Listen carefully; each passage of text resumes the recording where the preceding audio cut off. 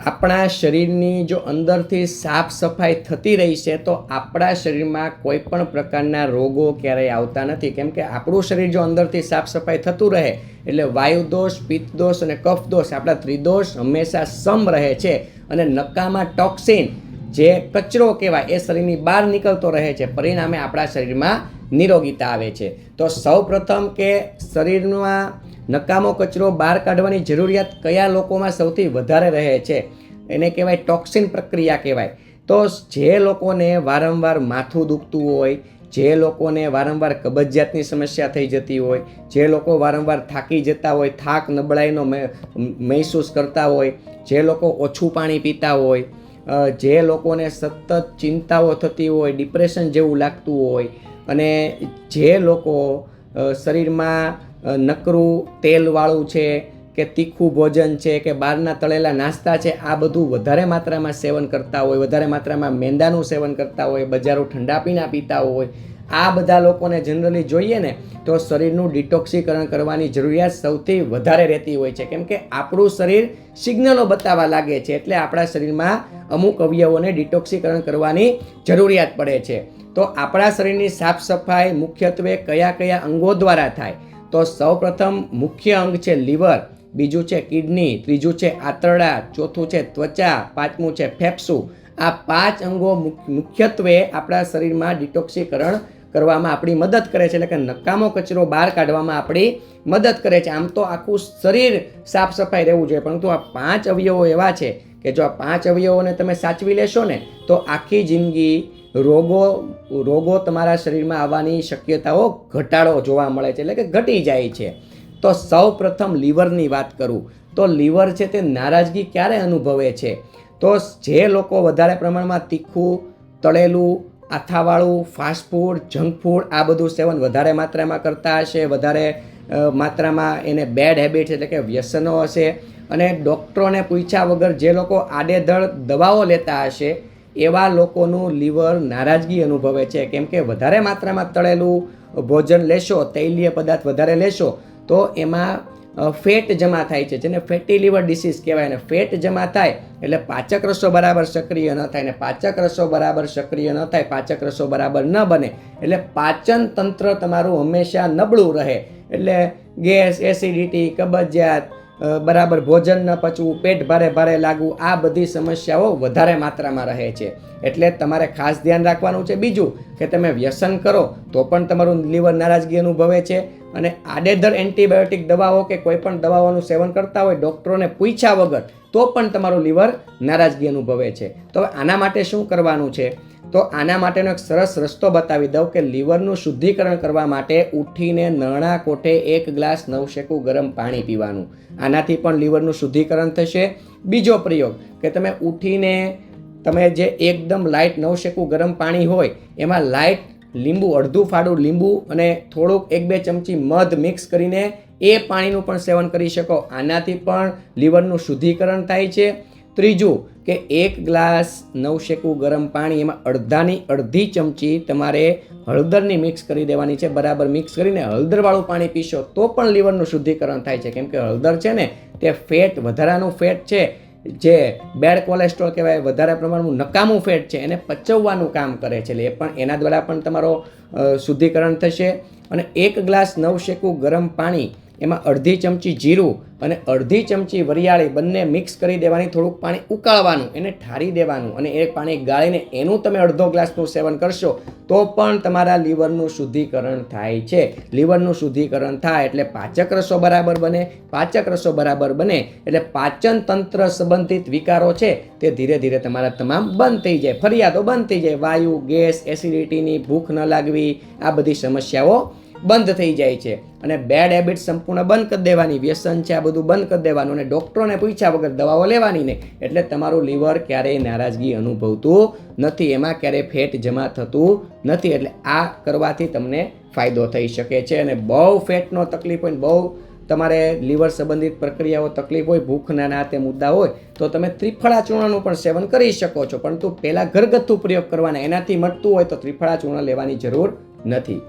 બીજું કે આપણા શરીરમાં આંતરડા ક્યારે નારાજગી અનુભવે છે. એક તો તમે ઓછું પાણી પીવો, સતત સ્ટ્રેસમાં રહ્યો, સતત ચિંતાઓ કરો, પછી સતત બહારના ભોજન લ્યો, સતત અનિંદ્રા ઉજાગરા કરો, સમયસર ઉઠો નહીં, સમયસર સૂવો નહીં, વધારે માત્રામાં મેંદાનું સેવન કરો, ત્યારે આપણું આંતરડું નારાજગી અનુભવે છે. કેમ કે એનું જે કાર્ય છે એમાં તમે વિક્ષેપ ઊભો કરો છો, પરિણામે કબજિયાતની સમસ્યા થઈ જાય છે. અને કબજિયાતની સમસ્યા થાય, આંતરડામાં મળ ફસાઈ રહી એટલે ત્યાંથી અનેક નાના મોટા રોગોની ઉત્પત્તિ થાય છે.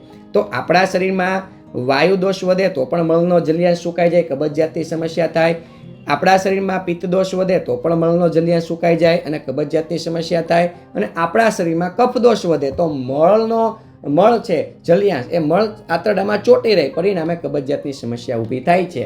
તો સૌપ્રથમ શું કરવાનું છે? યોગ્ય માત્રામાં પૂરતા પ્રમાણમાં શરીરમાં પાણી પીતું રહેવાનું છે. પાણીનું કાર્ય શું છે? શરીરનું ડિટોક્સિકરણ કરે અને મળને તે નરમ રાખે, સ્ટૂલને નરમ રાખે, પરિણામે કબજિયાતની સમસ્યામાંથી તમને લોકોને મુક્તિ મળે છે. એટલે આ પાણીનું કાર્ય છે. પણ એમ છતાં પણ કબજિયાતની સમસ્યા ન મળતી હોય તો તમે હરડેના ચૂર્ણનું સેવન કરી શકો છો. સવારે નરણા કોટે ઉઠીને 1 ચમચી લઈ શકાય, 35-40 મિનિટ પછી નાસ્તો કરી શકાય, અને સાંજે જમીને તરત નહીં, સૂતી વખતે 1 ચમચી લઈ શકો છો.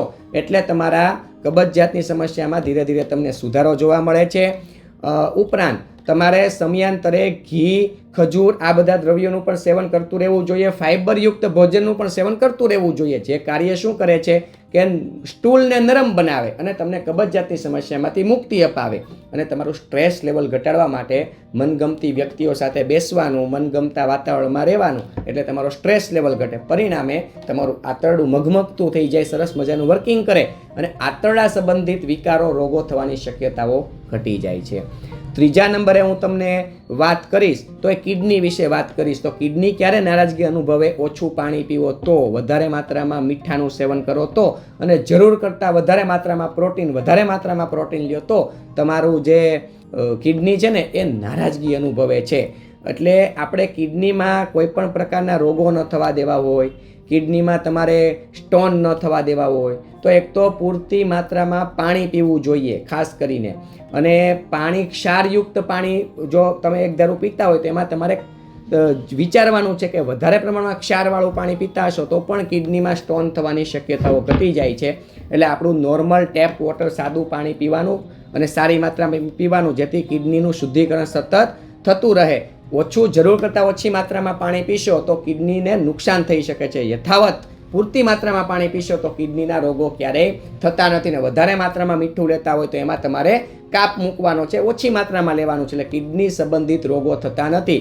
અને ડૉક્ટરોને પૂછ્યા વગર આડેધડ જે લોકો દવાઓ લેતા હોય સદંતર બંધ કરી દે, કેમ કે કિડની અને લીવરને સૌથી વધારે મારો પડે છે. એટલે દવાઓ લેવાની જરૂરિયાત હોય તો ડૉક્ટરોને પૂછીને લ્યો, પૂછ્યા વગર તમે ઘરે દવાઓ આમ તેમ ન લ્યો. ચોથા નંબરે હું તમને વાત કરીશ ત્વચા. તો ત્વચામાં અમુક લોકોને ત્વચા દ્વારા, પરસેવા દ્વારા પણ શરીરનું ડિટોક્સિકરણ થતું હોય છે, પરંતુ અમુક લોકોને ખીલની સમસ્યા થતી હોય, અમુક લોકોને કાળા ડાઘ, કુંડાળા, ધાધર, ખસ, ખરજવું, ચામડીના રોગો મટવાનું નામ ન લેતું હોય. તો એના માટે સૌ પ્રથમ તમારે યોગ્ય માત્રામાં પાણી પીવાનું છે. હળદરવાળું પાણી પણ પી શકો, પછી સૂંઠવાળું પાણી પણ પી શકો, ત્રિફળા ચૂર્ણનું સેવન પણ કરી શકો, મધનું પાણી પણ પી શકો, હરડેનું પાણી પણ પી શકો છો. આ બધી વસ્તુનું સેવન કરવાથી શું થાય ખબર? શરીરનું શુદ્ધિકરણ થાય. એટલે આપણા જે નકામા ટોક્સિન છે તે પરસેવા દ્વારા બહાર નીકળી જાય અને પરિણામે આપણા શરીરના ત્રિદોષ સમ રહે. એટલે આ બધી સમસ્યાઓ ધીરે ધીરે ઓછી થવા લાગે છે. અને આ જે લોકોને ત્વચા સંબંધિત વિકારો હોય એ લોકોએ હંમેશા સાદું ભોજન લેવાનું છે. ફાસ્ટ ફૂડ, જંક ફૂડ, બહારનું ભોજન અવોઇડ કરવાનું છે. ફેફસાની વાત કરું તો ફેફસાને તમારે નિરોગી રાખવા હોય, નારાજ ન કરવા હોય તો ધૂળના સંપર્કમાં, રજકણના સંપર્કમાં ઓછું આવવાનું છે. બને ત્યાં સુધી જ્યારે ધૂળ ને એવું હોય ત્યારે માસ્ક પહેરવાનું. પ્લસ તમને પ્રદૂષણયુક્ત વાતાવરણ લાગે ત્યાં તમે માસ્કનો પ્રયોગ કરો. અને તમારા શરીરમાં વારંવાર જો કફ થઈ જતો હોય તો તુલસીના પાન ચાવવા જોઈએ, અરડુસીના પાન ચાવવા જોઈએ, નવશેકું ગરમ પાણી પીવું જોઈએ, દિવસ દરમિયાન 2 થી 3 ચમચી મધની લેવી જોઈએ. એટલે તમારા કફને જમા નહીં થવા દે. એટલે તમારું ફેફસું ક્યારેય નારાજગી નથી અનુભવતું, પરિણામે કફજન્ય રોગો ક્યારેય તમને થતા નથી. એટલે તમને ધીરે ધીરે ધીરે તમારા શરીરનું શુદ્ધિકરણ આ બધા અવયવો દ્વારા થતું રહે છે. હવે આખું શરીરનું શુદ્ધિકરણ કરવું હોય તો તમે અનિંદ્રા એટલે કે ઉજાગરા બંધ કરી દો. ઉજાગરા કરવાથી તો અનેક પ્રકારના રોગો થાય છે. સ્ટ્રેસ લેવલ તમારું ઘટાડો, કેમ કે સ્ટ્રેસ લેશો તો પણ અનેક પ્રકારના રોગો થાય છે. કામનો લોડ વધારે પ્રમાણમાં રહેતો હોય તો કઈ રીતે ઘટે એનું તમારે મનોમંથન કરવું જોઈએ, તો પણ તમારા શરીરનું ડિટોક્સીકરણ જ એક પ્રકારનું થાય છે, મનનું ડિટોક્સીકરણ થાય છે. અને શારીરિક ડિટોક્સીકરણ કરવા માટે સવારે અને સાંજે સારી માત્રામાં ભોજન લ્યો, પોષકયુક્ત ભોજન લ્યો, ઋતુજન્ય ફળો ખાઓ, લીલા પાંદડાવાળા શાકભાજી ખાઓ. ઋતુજન્ય શાકભાજી ફળફળાદી જે લોકો ખાય છે એને રોગો આવવાની શક્યતાઓ ઘટી જાય છે.